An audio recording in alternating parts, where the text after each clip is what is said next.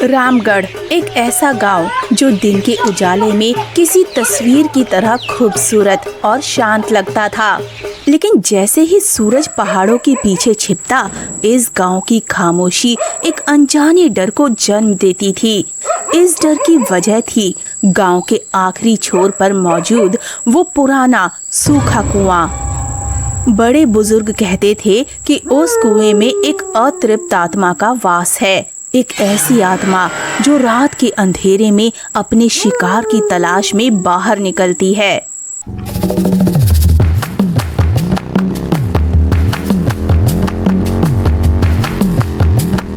कई सालों बाद शहर से छुट्टियों में आया महेश अपने दोस्तों सूरज और दिनेश के साथ बैठा था और उसे ये सारी बातें किसी मजाक से ज्यादा कुछ नहीं लग रही थी।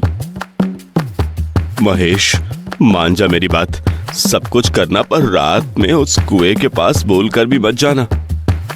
अरे यार, तुम लोग 21वीं सदी में भी ऐसी बात करते हो। भूत वूत कुछ नहीं होता, सब मन का वहम है, वहम।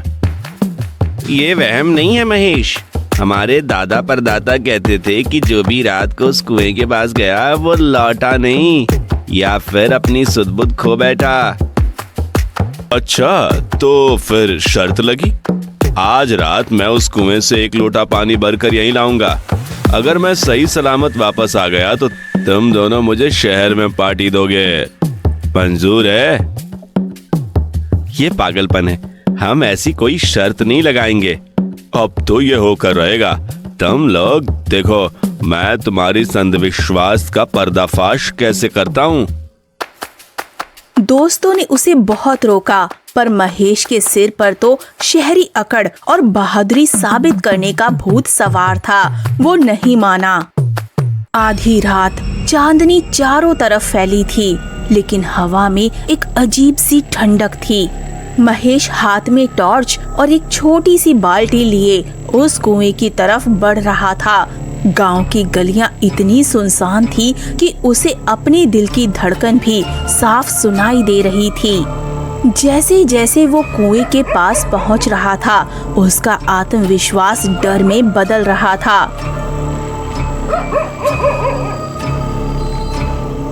और फिर वो कुएं के सामने खड़ा था। उसने टॉर्च की रोशनी चारों तरफ घुमाई, कुछ भी नहीं था, सिर्फ खामोशी।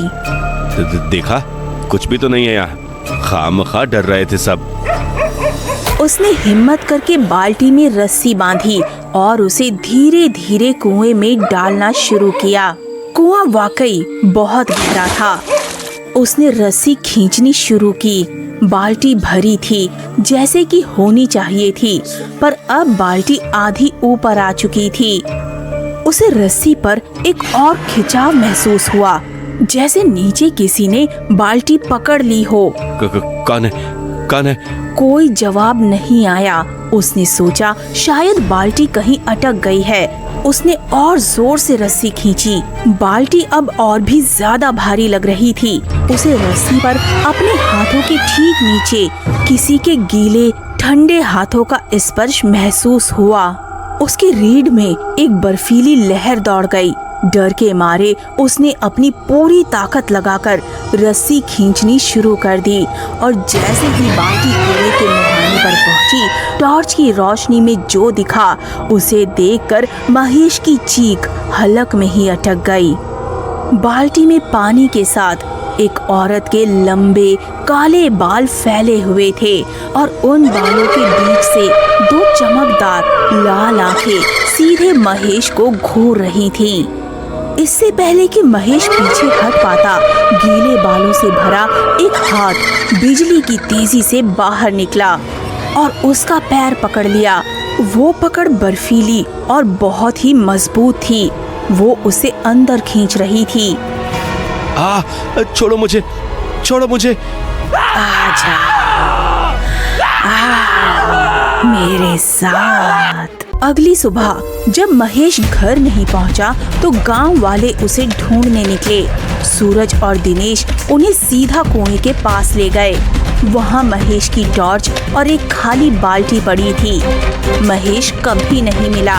आज भी गांव वाले कहते हैं कि चांदनी रातों में उस कुएं के पास से किसी के छटपटाने और एक औरत की खौफनाक हंसी की आवाज आती है।